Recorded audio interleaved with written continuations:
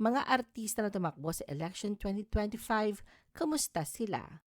Matagumpay ang pagbabalik ni Vilma Santos bilang governor ng Batangas, ngunit bigo si Luis Manzano sa kanyang unang pagtakbo bilang vice governor.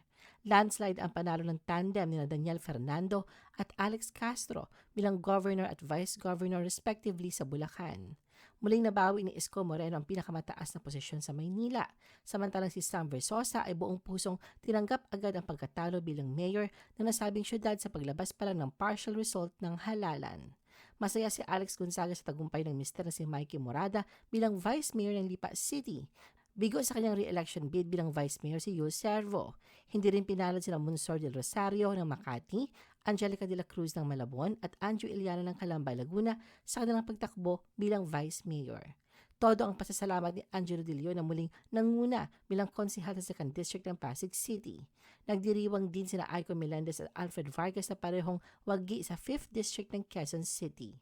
Kapwa talo naman sa kanilang kandidatura sa Caloocan ang dating mag-asawang sina Marjorie Barreto at Dennis Padilla.